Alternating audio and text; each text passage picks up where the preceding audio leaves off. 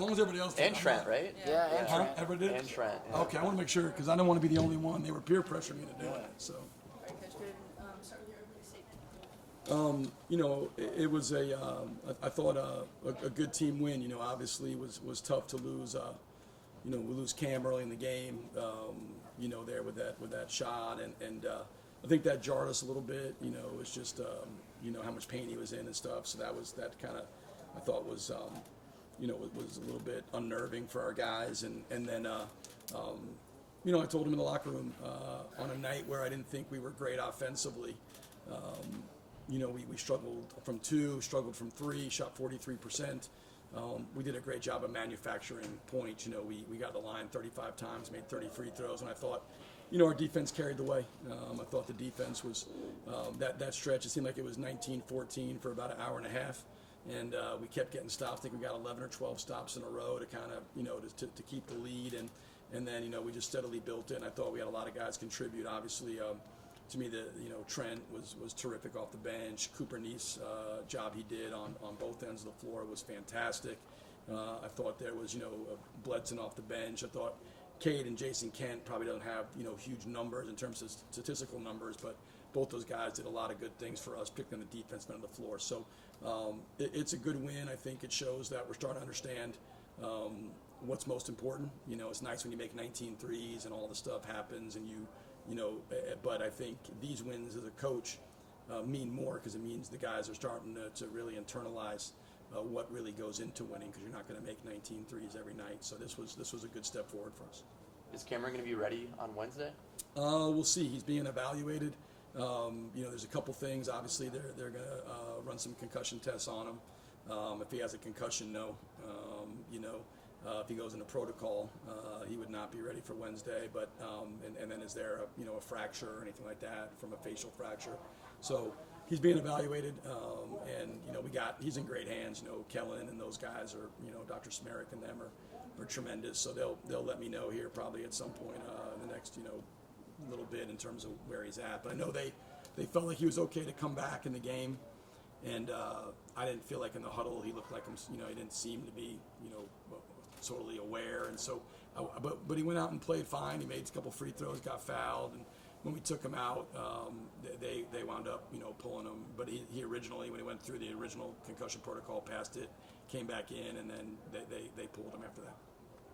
I'm sure you're well aware of this. This is the first time hitting the 20-win mark since 2014 for the program. This is your second year, but what's kind of your take on what that means to what you guys have done and what you're building? I know there's still plenty of time left, too, in the season. Yeah, I mean, 20's I told the guys in there, 20's a significant number. You look at college basketball, he talks about, I don't know, there's a huge difference between 19 wins and 20. So 20's a significant number. I think it's maybe the fifth time here since the 78 season that it's happened. And I told the guys in the locker room that whatever happens from here, with 20 wins, it's been a great season. And I also told them that you can't have a special season unless you perform when it matters most.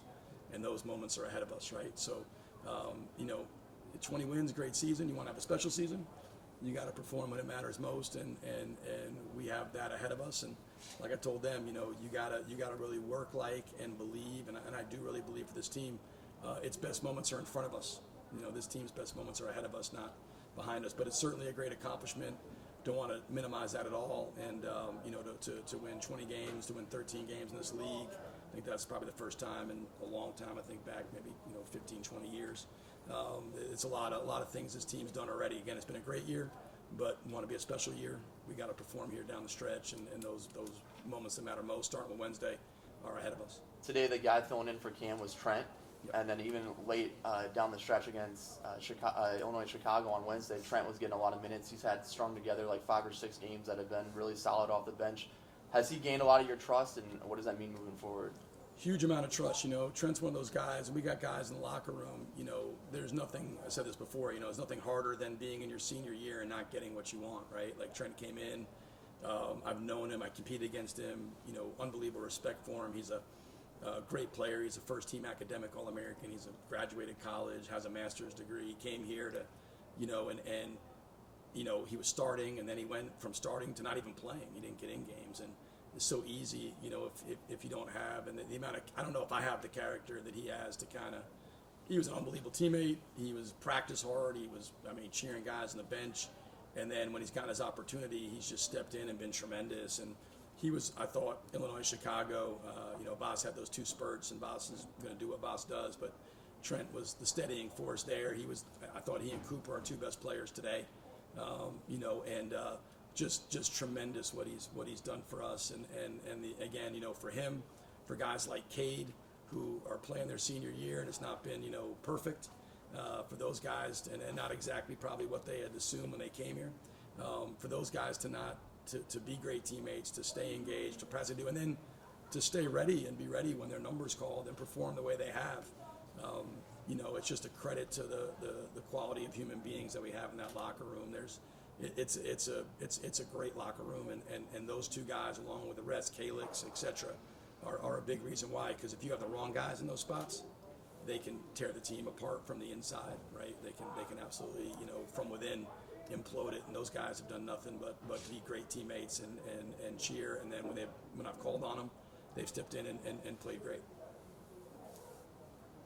7 straight, and to do it in different ways, kind of like you said today, where you weren't shooting lights out in the first half.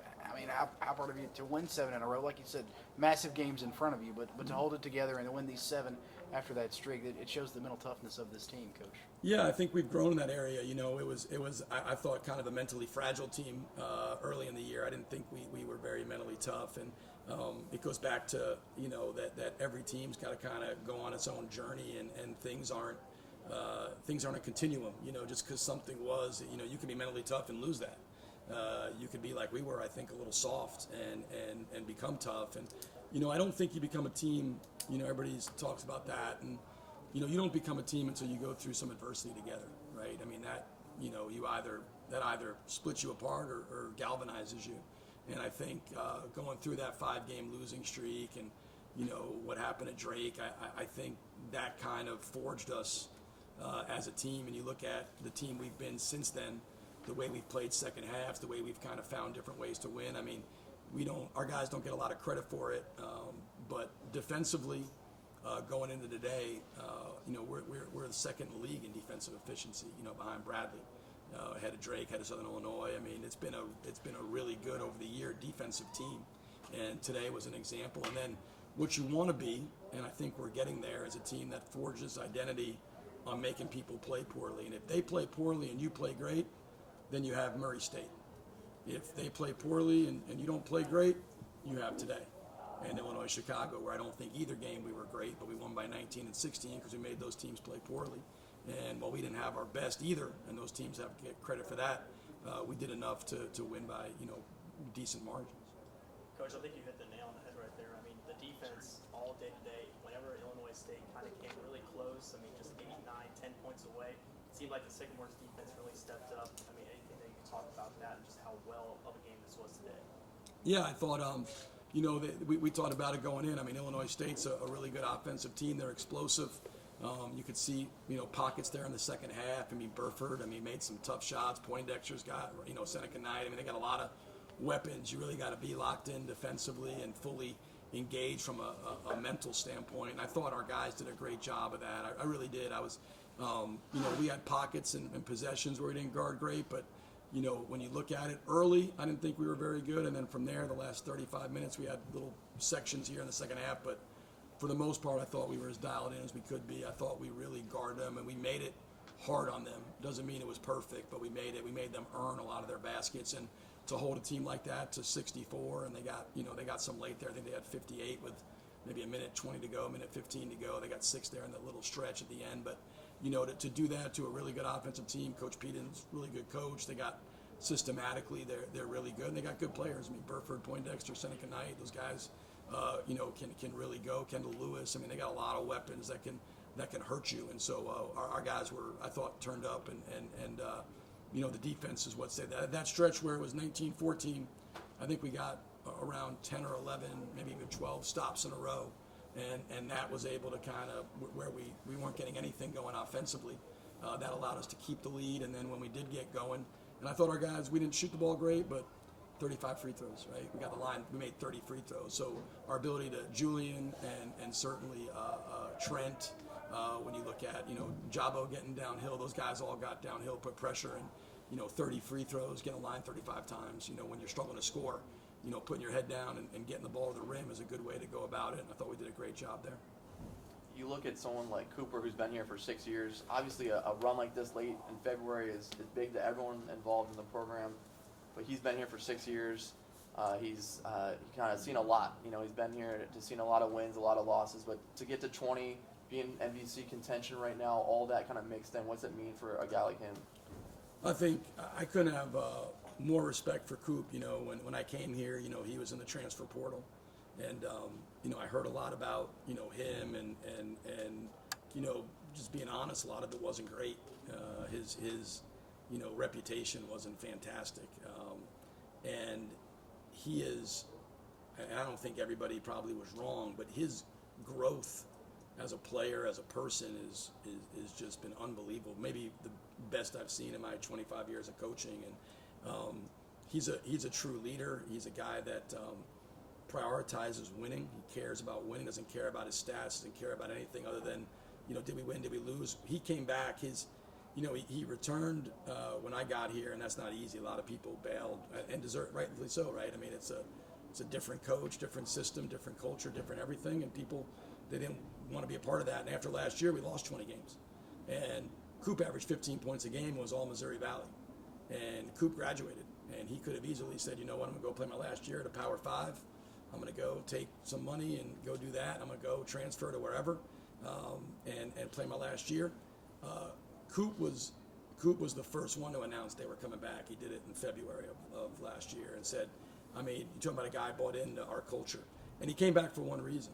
And we talked about this with him. He has statistically done pretty much everything you could want to do as a player. He's got 1,300 points, 200 plus threes. I mean, his accomplishments as an individual player. The only thing he hadn't done was win championships, win 20 games, play in the postseason, the team stuff. And he came back for the simple reason that was why he returned for this 6 year. He doesn't need to do it. And I'll say this, I told him in the front end, we're gonna have to go out and you're gonna have a lesser role. He played 36 minutes a game last year. He shot a gazillion shots. He had the ball. He was in a leading role, and he's had to take a back seat to other guys. He's willingly ceded that. Has done everything we've asked him to do, and I couldn't have more respect for him as a player, as a person, than I do for Cooper Neese. Thanks, guys. See you Wednesday. Have a great week.